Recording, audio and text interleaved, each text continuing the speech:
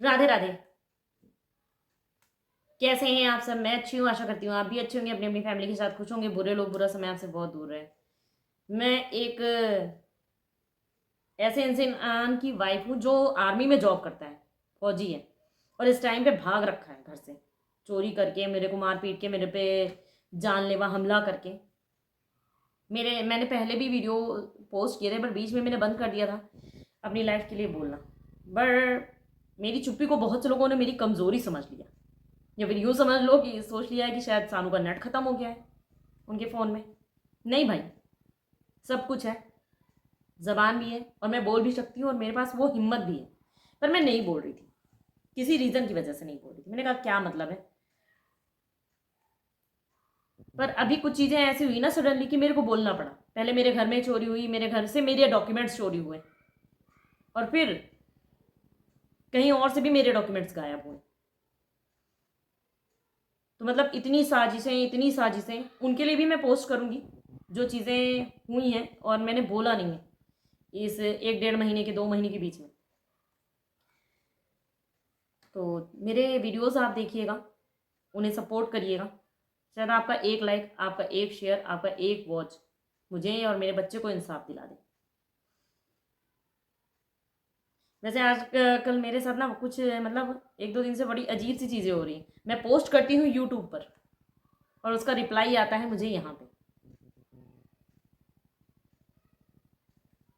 तो कल मैंने वैसे ही पोस्ट की थी वीडियो, भी आपने देखा होगा, रविशंकर के लिए, मेरे फौजी पति, घोड़े फौजी पति रविशंकर के लिए, जिनका कई औरतों के साथ अफेयर है, कई औरतों के साथ। मैं क्या ही बोलूँ भाई, 55 55 साल की औरतों के साथ है उनका फिजिकल रिलेशन। ऐसा इंसान है। तो मैंने अपने कोर्ट केस के लिए पोस्ट किया था कि मैंने मेरे ऊपर कोर्ट केस लगाया और मैं उसकी तैयारी कर रही थी, इसी वजह से मेरी दिवाली कैसे भी थी। तो इस बंदे ने, रविशंकर ने बोला है कि तुम दो मैं कमेंट भी लगाऊंगी, आप देखिएगा, मैसेज भी लगाऊंगी, सॉरी कमेंट नहीं मैसेज। पहली बात तो तुम्हारी औकात है रविशंकर, तो तुम कमेंट में आके बोला करो। चंदा सुनीता समा के लिए भी बोलो, सबके लिए बोलो, जो गोमती नगर सोमती नगर है सबके लिए बोलो, क्योंकि कोई मतलब नहीं बनता है। जब बोलना ही है, तुम्हारे पास भी जबान है तो उसके लिए भी बोलो।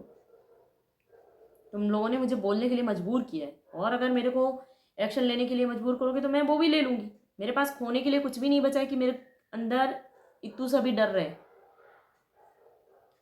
तो रविशंकर का कहना है तू 10 बाप की पैदाइश होगी। नहीं भाई, मैं एक ही बाप की पैदाइश हूँ, रविशंकर। क्योंकि मैंने अगर तुमसे शादी की है ना, तुम जैसे नीच इंसान के साथ भी शादी में रह के, और उस शादी में मुझे कुछ भी सुख नहीं मिला, मेरे बच्चे को मार दिया, मुझे मॉलेस्ट किया गया, मेरे साथ मारपीट की गई, थू है तुम्हारे मुंह पे। मर्द के नाम पे तुम धब्बा हो। तुम अगर सोचो कि 10 औरतों के साथ तुम सो करके मर्द साबित होगे, तो नहीं। जब तुम्हारी खुद की बीवी ने तुम्हें नामर्द बता दिया है, तो फिर तुम कहीं के मर्द हो ही नहीं सकते। ठीक है, तुमने उन 10 15 औरतों को खुश रखा है, 30 औरतों को खुश रखा है जो खुद के पति से खुश नहीं है, और तुम्हारे साथ साथ पता नहीं कितनों के साथ सोती होंगी वो, पैसे की वजह से। तो वो तो कुत्ते के साथ भी रह जाएं। तो तुम जैसे इंसान की तो बात ही दूसरी है। और फिलहाल 10 के साथ फिजिकल रिलेशन वही रखता है जो 10 की पैदाइश से पैदा होता है। तो ये तुम्हारी मम्मी के लिए होगा, मेरे को मत बोलो। मैं तुम जैसे नीच इंसान के साथ शादी करके भी मैं एक ही के साथ रही, एक के साथ भी पूरी तरीके नहीं रही, इसलिए नहीं बोल सकते हो। क्योंकि कई बार तो तुमने मेरे को 3 3 4 4 साल के लिए घर भेज दिया अपनी सो कॉल्ड भाभी के लिए, उनके साथ अय्यासी कर रहे थे। तो या तो तुम कबूल करो कि तुम मर्द नहीं हो, या तो तुम ये कबूल करो कि तुम भाभी के साथ रह रहे थे। क्योंकि एक फौजी इंसान अगर छुट्टी आता है और अपने बीवी बच्चों के साथ नहीं रहता है, अपने बीवी बच्चों को वो मायके भेज देता है उसके, फिर घर में तुम क्या करा करते हो, किसके साथ रहते हो।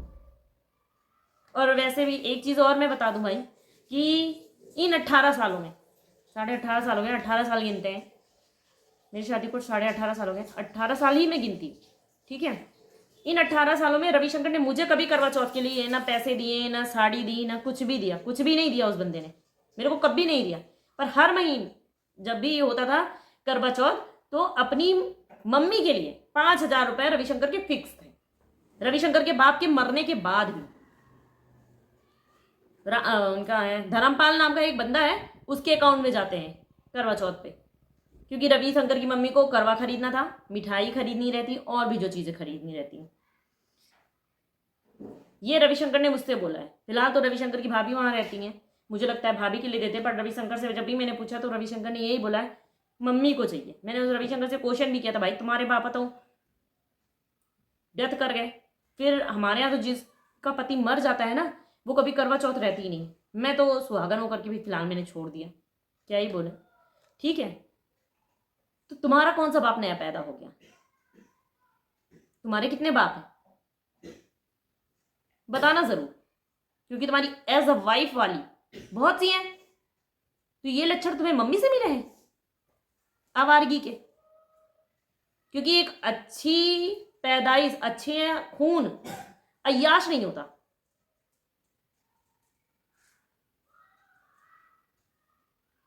बताना जरूर कि तुम्हारे कितने बाप हैं। फिलहाल तुम्हारी बीवी जैसी तो बहुत है एज अ वाइफ, इसकी बीवी, उसकी बीवी, उसकी बीवी, तुमने बहुत किया है। मेरे पास स्क्रीनशॉट भी है, तुम कहोगे तो मैं वो भी लगा दूंगी। और इन्होंने दूसरी बात बोली, तेरा बाप बेईमान, केस लड़ते लड़ते मर जाएगा। माता रानी मेरे पापा की इच्छा करें, पर मैं ये जरूर चाहूंगी रविशंकर तुम जल्दी से जल्दी मर जाओ अपनी मौत, भगवान करे, माता रानी करे, तुम्हें तुम्हारे किए की सजा मिल जाए। और रही मेरे बाप की बात तो छोड़ दो, तुमने मेरे को जान से मारने की कोशिश की, तुम्हारे घर वालों ने भी कोशिश की, उसके बाद तुम्हारी बहन मर गई, अपनी मौत मारी। भाई मैंने नहीं मारा, खुद मरी थी, उनको ऐसी बीमारी थी, मैं क्या ही कहूँ। उसके बाद ये फादर मर गए, ठीक है। और रविशंकर की जिंदगी तो कुत्ते जैसी हो ही गई है, इधर उधर मुंह बांध के घूमते रहते हैं। उनका तो छोड़ ही दो, उनकी तो मौत ऐसी होगी ना कि अगर रविशंकर मर गए ना तो शायद उनकी लाश को आग देने वाला भी कोई नहीं होगा, नाजायजों के हाथ से तुमको आग मिलेगी, क्योंकि तुम्हारा खुद का बेटा तुमसे नफरत करता है तुम्हारे करतूतों की वजह से। और रही बेईमानी की बात, तो पैसे लेके तुम भागे, घर से चोरी करके तुम भागे, वहां से भी मेरे डॉक्यूमेंट्स गायब हो गए। तुम्हें क्या लगता है तुम जो कर रहे हो पता नहीं चलता क्या? मेरे को सब पता चलता है, पर मैं बोल नहीं रही हूं।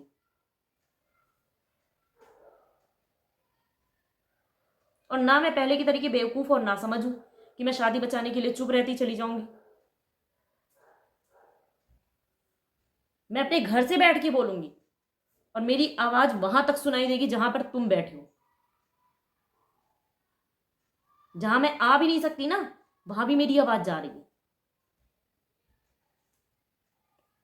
ये होती है सच्चाई की ताकत। और तुम्हारा थोबड़ा देख के ना पता चलता है ये जो होता है झूठ की जो है औकात, मुंह छुपा के घूमते रहो। समझ गए? अभी तो मैंने पूरी तरीके से लड़ना भी नहीं शुरू किया और तुम धूम दबा के पहले ही भाग गए। तो ये बताना, एक ये चोरी वाली आदत, और ये बेईमानी वाली आदत, और ये 10 औरतों के साथ, हमारी लैंग्वेज में बोलते हैं रन बाज, किससे लगी है तुम्हें? मैं तो तुमसे इसीलिए तलाक चाहती हूं ताकि मेरा बेटा एक अच्छा इंसान बन सके। तुम्हारी ये जो घटिया करतूतें हैं ना वो मेरे बच्चे के अंदर नहीं है।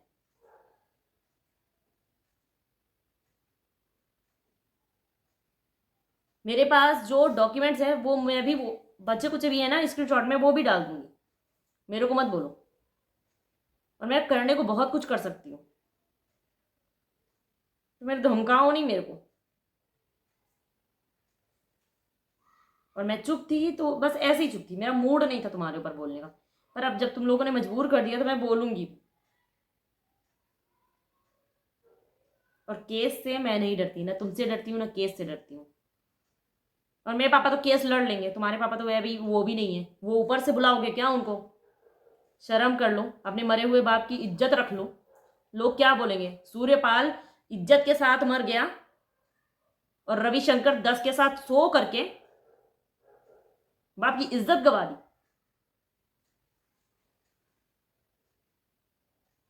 तुम जैसा बेटा हो ना, तो दुश्मन की किसी को जरूरत ही नहीं है।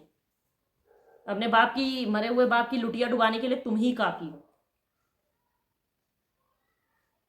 और हाँ, एक चीज और, बहुत से लोग बोलते भाई घर की बात घर में रहने दो। घर की बात, जब घर की इज्जत को इंसान फौजी थाने में बैठा सकता है ना, तो घर की बात घर में कभी नहीं रह सकती। ये औरत से नहीं बोलना चाहिए कि घर की बात घर में रखो। ये मर्द के ऊपर होता है कि घर की बात बाहर नहीं जाए।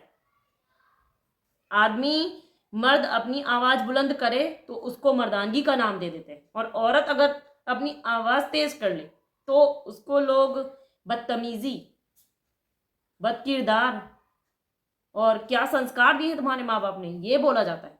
तो जिसको जो समझना है समझ ले। मुझे किसी की बातों का कोई फर्क नहीं पड़ता, क्योंकि जो मैंने सहा है, जो मेरे बच्चे ने टॉर्चर सहा है ना, वो हमारा दिल जानता है। उसमें कोई भी कुछ भी नहीं कर सकता। तो मुझे किसी की भी बातों का फर्क नहीं पड़ता है। और अगर जिसको भी लगता है कि मेरे को अपने मैटर घर के अंदर रखना चाहिए, तो भाई रविशंकर के मुंह पे 10 जूते मारो, मैं चुप रहूंगी, मैं नहीं बोलूंगी।